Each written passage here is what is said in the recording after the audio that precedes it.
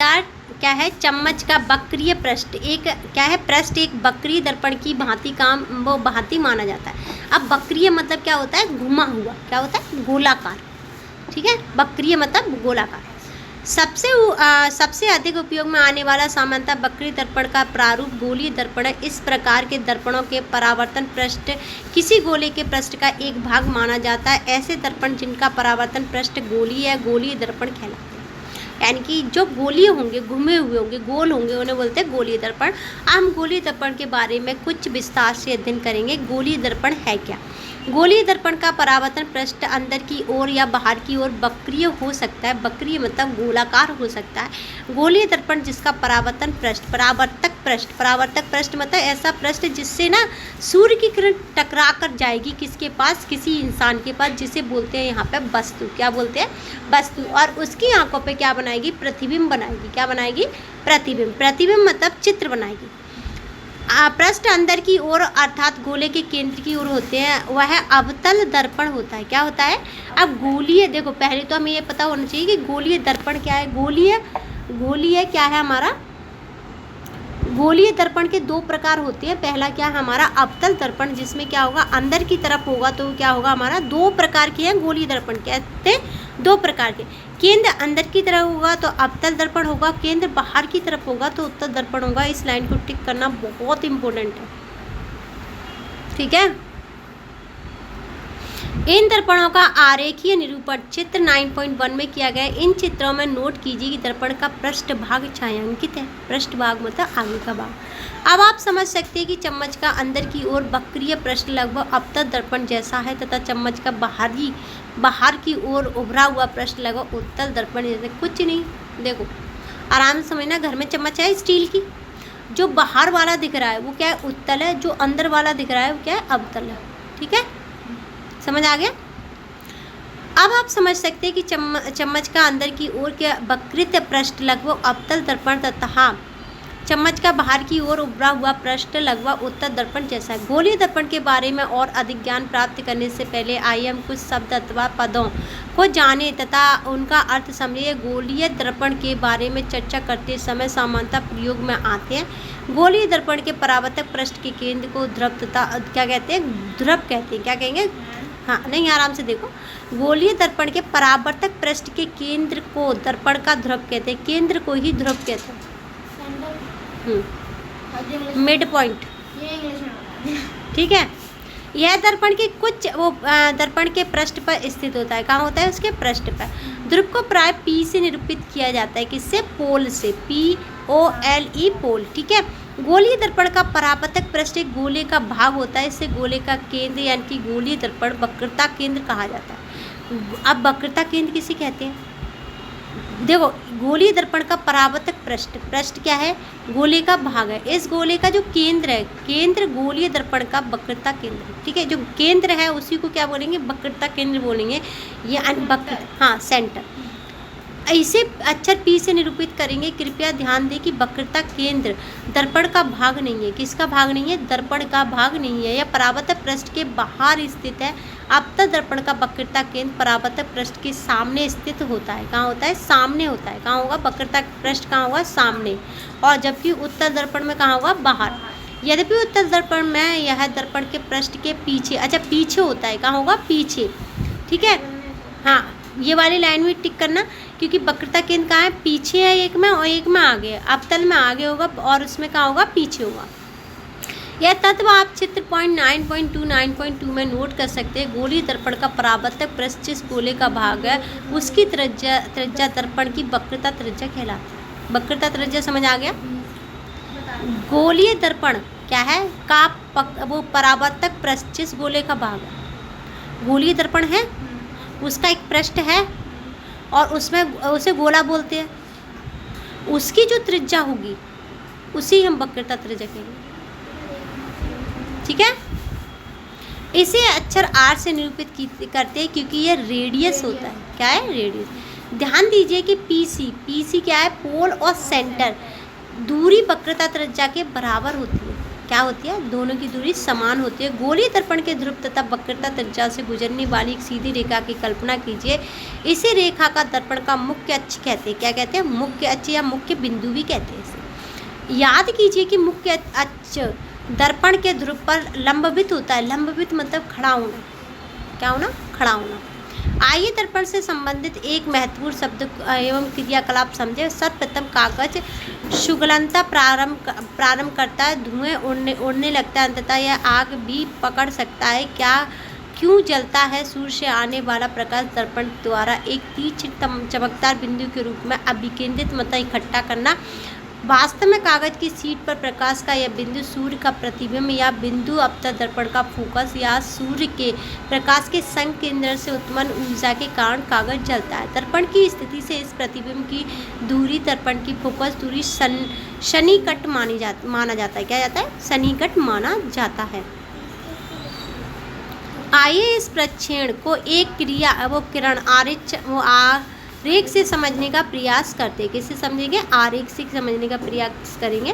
देखो पहले तो हम इसमें क्या समझ लें, पहले वाले में हमने क्या नहीं समझाया। अच्छा पहले हम क्या देख लें, उत्तल दर्पण और अवतल दर्पण देख लें। देखो इस डायग्राम में देखना, जब बाहर की ओर है, अंदर की ओर होगा वो क्या होगा हमारा अवतल दर्पण, जो बाहर की होगा वो अवतल दर्पण होगा। क्या होगा? उत्तल दर्पण। एक मिनट, एक और चीज़ देखनी, 9.2 और 9.1। हाँ 9.2 और भी यहाँ पे देखना, आराम से देखना। पहले तो हमें क्या देखना है, इसमें F दिख रहा है हमें, F क्या है? Focus point. ठीक है, उसके बाद क्या है हमारे पास, R दिखा, रेडियस दिखा हमें। R नहीं है, ये दी है R, पर वो रेडियस नहीं है, रेडियस नहीं है वो। Reflect angle and incident angle हमने पढ़ा था इससे पहले। अवतल क्या, परावर्तित कोण और अपवर्तित कोण नहीं पढ़ा था, वो है ये। ठीक है, दूसरे में भी वैसे ही दिए, सेम टू सेम। ठीक है, आराम से देखना। पहले F समझ लिया हमने, P दिख गया हमें, F P दिखा और R और I दिखा, इंसिडेंटल एंगल और रिफ्लेक्टेड एंगल। ठीक है, दोनों समझ आ गए। उसके बाद अभी हमने C पढ़ लिया, C भी पढ़ लिया, P भी पढ़ लिया और F नहीं पढ़ा है। ठीक है, और N भी हमने नहीं पढ़ा। क्या नहीं पढ़ा? N और M। क्या है? N और M नहीं पढ़ा। लेकिन मैं इसमें R दोबारा देखना चाहती हूँ, R क्या इसकी रेडियस है? नहीं भाई, R नहीं दिख रही है अभी देखेंगे, नहीं होगी तो गूगल सर्च कर लेंगे। ठीक है, कोई बात नहीं। हमने कहाँ तक पढ़ लिया?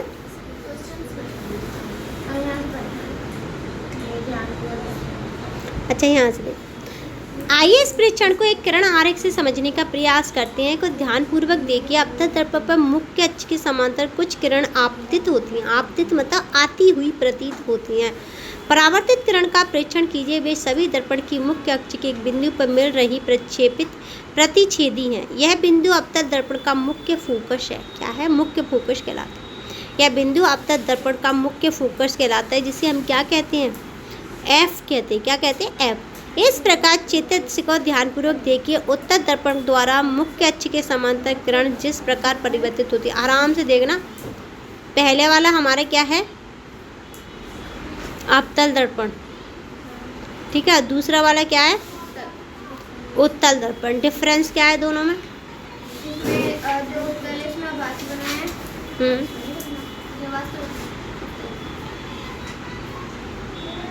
एक तो अंदर की ओर है, एक बाहर की ओर है। एक तो डिफरेंस ये है। ठीक है, दूसरा क्या है? इसमें फोकस पे बन रहा है, बाहर जा कर के फोकस पे बन रहा है, अंदर बन रहा है फोकस के। ठीक है, और इसमें देखो हमारा जो पोल है, जो हमने ध्रुव देखा था, वो बाहर है और इसमें अंदर है। ठीक है, अंतर याद रखना, कभी कभी पूछे जाते हैं, लेकिन मुझे नहीं लगता ये इम्पोर्टेंट है। इम्पोर्टेंट भी मैं इसमें बता देखो। उसके बाद देखना, यह बिंदु उत्तल का मुख्य फोकस कहलाता है। मुख्य फोकस को हम F से निरूपित किया जाता है। गोलीय दर्पण के ध्रुव तथा मुख्य फोकस के बीच की दूरी फोकस दूरी कहलाती है। गोलीय दर्पण के ध्रुव से मुख्य फोकस की जो दूरी होगी ना, उसे बोलेंगे फोकस दूरी। ये क्वेश्चन 2 नंबर में आता है। ठीक है, इसे हाँ, इसे F द्वारा निरूपित किया जाता है। अगर 2 नंबर वाले क्वेश्चन तुम्हारे उसमें आते हैं पेपर में तो ये 2 नंबर में आएगा, 2 या 1 नंबर में, ठीक है। हाँ, गोलीय दर्पण का परावर्तन पृष्ठ अधिकांशतः गोली होता है। इस पृष्ठ की एक वृत्ताकार सीमा रेखा होती है। गोलीय दर्पण के परावर्त पृष्ठ की यह वृत्ताकार सीमा का व्यास दर्पण द्वारक कहलाता है। क्या कहलाता है? द्वारक। में क्या है, इस चित्र में देखेंगे दूरी mn द्वारा द्वारक को निरूपित किया गया है। mn क्या होगा? द्वारक होगा। क्या होगा? द्वारक। अपने द्वारक मतलब लाइन, ठीक है। अपने विवेचन में हम केवल उन्हीं गोलीय दर्पणों का विचार करेंगे जिनके द्वारा द्वारक उनकी वक्रता त्रिज्या से बहुत छोटा होगा। वक्रता त्रिज्या बड़ी होगी, द्वारक छोटा होगा, उनके बारे में स्टडी करेंगे। क्या गोलीय दर्पण की वक्रता त्रिज्या आर तथा फोकस दूरी f के बीच कोई संबंध है? छोटे द्वारक के गोलीय दर्पण के लिए वक्रता त्रिज्या फोकस दूरी से दुगनी होती है। हम इस संबंध को R2F द्वारा व्यक्त कर सकते हैं। दर्शाता है कि गोलीय दर्पण का मुख्य फोकस उसके ध्रुव तथा वक्रता केंद्र को मिलाने वाली रेखा का मध्य बिंदु होगा।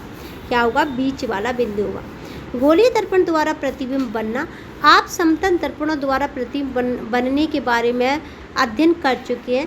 आप उनके द्वारा बनाए गए प्रतिबिंबों की प्रकृति, स्थिति तथा आपेक्षिक साइज का मतलब होता है जो पोजीशन है, जैसे जो बना है, बड़ा बना है, छोटा बना है, कैसा बना है, वो चीज़ हम समझ चुके हैं। गोलीय दर्पण द्वारा बने प्रतिबिंब कैसे होते हैं? किसी अपतन दर्पण द्वारा बिंब की विभिन्न स्थितियों के लिए बने प्रतिबिंबों की स्थिति का निर्धारण हम किस प्रकार कर सकते हैं? यह प्रतिबिंब वास्तविक है, आभासी है? क्या वे आवर्तित हैं? आवर्तित मतलब होना बड़ा दिखाकर, छोटा है, समान साइज का है। हम एक क्रियाकलाप द्वारा इसका अन्वेषण करते हैं। अन्वेषण मतलब जानकारी लेते हैं। क्रियाकलाप मैंने पूरा छोड़ा है, ठीक है। उपयुक्त क्रियाकलाप में आप देख सकते हैं कि अवतल दर्पण द्वारा बने क्या होगी? जो अवतल दर्पण द्वारा जो भी प्रतिबिंब यानी कि फोटो बनेगा, साइज P/F क्या है? साइज बिंदु P/F के सापेक्ष बिंदु की स्थिति पर निर्भर करता है। किस पे? पोल पर, फोकस पर और सेंटर पर, तीनों पे ही क्या करता है? डिपेंड करता है। अगर अवतल दर्पण से कोई प्रतिबिंब बन रहा है। बिंब की कुछ स्थितियों के लिए बनने वाले प्रतिबिंब वास्तविक प्रतिबिंब होते हैं। क्या होते हैं? वास्तविक मतलब रियल प्रतिबिंब। बिंब की दूरी कुछ दूरी स्थितियों के लिए आभासी हो सकते हैं। बिंब की स्थितियों के अनुसार ही प्रतिबिंब वर्धित क्या होता है? आवर्धित यानी कि बड़ा, छोटा या समान साइज का होता है। इन प्रेक्षणों का संक्षिप्त विवरण मतलब जानकारी आपके निर्देशन के लिए सारणी 9.1 में दिया गया। अब आराम से देखेंगे, बिंब की स्थिति देखेंगे। जब अनंत पर कोई बिंदु रखा हो, क्या हो? कोई स्थिति हो, बिंब की स्थिति कहाँ होगी? अनंत पर। क्या है? बिंब मतलब प्रतिबिंब की स्थिति। बिंब मतलब लाइन जो होगी उसकी, ठीक है। फोकस F पर होगा तो अत्यंत छोटा होगा, बिंदु के साइज का होगा, वास्तविक और उल्टा होगा। जब C पर रखेंगे तो F और C के बीच में होगा, छोटा होगा, वास्तविक होगा, उल्टा होगा, ठीक है। C पर रखेंगे तो साइज समान होगा। C पे सेंटर पर रखा है तो साइज बिल्कुल समान होगा। C से परे मतलब F और C के बीच में होगा, छोटा, वास्तविक, छोटा होगा, उल्टा होगा, वास्तविक होगा। कैसा होगा? छोटा, वास्तविक, उल्टा। क्या है? छोटा, वास्तविक, उल्टा। C पर होगा, C पर ही होगा तो साइज समान होगा, वास्तविक होगा, उल्टा होगा। और F और C के बीच में होगा, उल्टा किया है उसी का। C से परे, किससे? C से परे विवर्तित होगा यानी कि बड़ा होगा, वास्तविक होगा, उल्टा होगा। और F पर रखेंगे, अनंत पर प्रतिबिंब ही नहीं बनेगा। P और F के बीच में दर्पण के पीछे विवर्तित यानी कि बड़ा होगा और आभासी होगा, सीधा बनेगा, ठीक है।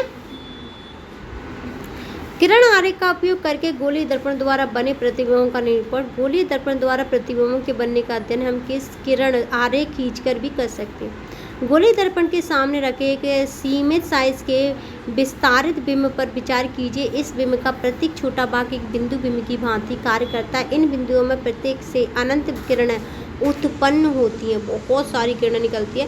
बिंब के प्रतिबिंब का स्थान निर्धारण करने के लिए किरण आरेख बनाते समय किसी बिंदु से निकलने वाली किरणों की विशाल संख्या में से सुविधा अनुसार कुछ को चुना जाता है। तथापि किरण आरेख की स्पष्टता के लिए दो किरणों पर विचार करना अधिक सुविधाजनक है। ये किरणें ऐसी हो कि दर्पण से परावर्तन के पश्चात उनकी दिशा को जानना आसान हो। कम से कम 2 परिवर्तित किरणों के प्रतिच्छेदन से किसी बिंदु बिंब के प्रतिबिंब की स्थिति ज्ञात की जा सकती है। प्रतिबिंब के स्थान पर निर्धारण के लिए निम्न में से किन्हीं 2 किरणों पर विचार किया जा सकता है। किस पे करेंगे? 2 पर। आराम से देखेंगे। दर्पण के मुख्य अक्ष के समांतर प्रकाश किरणें परावर्तन के पश्चात अवतल दर्पण के मुख्य फोकस से गुजरती हैं। कहाँ से गुजरती है? मुख्य फोकस से। देखो आराम से देखना, हमारी जो डॉट डॉट वाली लाइन होती है इसका मतलब है केवल हमने सोचा है, निकली नहीं है, आभासी किरण है। वो कैसी है? आभासी। और जो फोकस से जाती है वो रियल है। क्या है? वो रियल है, मतलब जो हमें पूरी दिख रही है वो रियल है। अथवा उत्तर दर्पण के मुख्य फोकस से अपसारित यानी कि बढ़ जाती है। क्या हो जाती है? बढ़ जाती है। चित्र 9.3 के बी और ए में दिखाया गया है। किस में दिखाया गया है? बी और ए में। आराम से देखेंगे तो कैसे गई है, और ये क्या करेंगी? बढ़ा देंगी। क्या कर देंगी? बढ़ा देंगी। अपसारित का मतलब क्या होता है? बढ़ा देना। अवतल दर्पण के मुख्य फोकस से गुजरने वाली किरणें उत्तर दर्पण के मुख्य फोकस की ओर निर्देशित होती हैं यानी कि जाती हैं।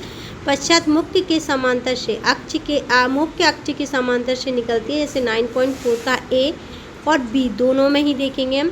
उसके अलावा अवतल दर्पण के वक्रता केंद्र से गुजरने वाली किरणें अथवा उत्तर दर्पण के वक्रता केंद्र की ओर जाने वाली परावर्तन के पश्चात उसी पथ के अनुदिश यानी कि वापस लौटकर परावर्तित होती है। इसे 9.5 में 5 के ए बी में दिखाया गया है, दर्शाया गया है। प्रकाश की किरणें उसी पथ से इसलिए वापस आती हैं क्योंकि आपतित किरण दर्पण के परावर्तन पृष्ठ पर अविलंब के अनुदिश पड़ती है। अनुदिश मतलब उसी के साथ पड़ती है।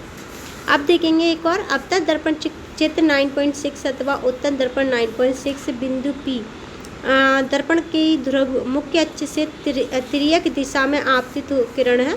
तिर्यक दिशा में ही परावर्तित होती है। आपतित तथा परावर्तित किरणें आपतन बिंदु पी पर मुख्य अक्ष के समान कोण बनाते हुए परिवर्तन के नियमों का पालन करती है। किसका काम? कोण नियमों का पालन करती हैं? परिवर्तन के नियम क्या होते हैं? आपतित कोण हमेशा परावर्तित कोण के बराबर होगा। आपतित किरण जो होती है आने वाली किरण द्वारा जो बना कोण होगा वो परावर्तन कोण द्वारा बना कोण के बराबर ही होगी। अगर आपतित कोण 30 है तो वो परावर्तित कोण भी 30 ही होगा। ठीक है। याद रखिए कि उपयुक्त सभी स्थितियों में परावर्तन के नियमों का पालन है। आपतन बिंदु पर आपतित किरण इस प्रकार परिवर्तित है कि आपतन कोण का मान सदैव परावर्तन कोण के मान के बराबर ही होगा। ये मैंने भी बोला है, देखो इसमें भी यही लिखा है। चित्र 9.7 से 7 में बिंब की विभिन्न स्थितियों के अपतन दर्पण द्वारा प्रतिबिंब का बनना किरण आरेख द्वारा दिखाया गया। देखो जब अनंत में बनेगा कुछ इस तरीके से है, अनंत सब पे दिखाया गया है। ठीक है। अपतन दर्पण द्वारा प्रतिबिंब का बनना दर्शाने के लिए आरेख। ठीक है। अपतन दर्पण से कैसे बनेगा? अपतन दर्पण के उपयोग देखेंगे, ये इम्पोर्टेंट पार्ट है। अपतन दर्पण का उपयोग सामान्यतः टॉर्च, सर्चलाइट वाहनों के अग्रदीपों में प्रकाश का गतिशाली समांतर किरण पुंज प्राप्त करने के लिए किया जाता है। इन्हें प्राय चेहरे का बड़ा प्रतिबिंब बनाने के लिए जैसे शेविंग दर्पण के रूप में उपयोग किया करते हैं। दंत विशेषज्ञ अपतन दर्पण का उपयोग मरीजों के दांत का प्रतिबिंब बनाने के लिए करते हैं और भट्टियों में सूर्य के प्रकाश को केंद्रित करने के लिए बड़े अपतन दर्पण का उपयोग किया जाता है। उत्तन दर्पण द्वारा प्रतिबिंब बनना, उत्तन दर्पण वाले का कल देखेंगे। ठीक है।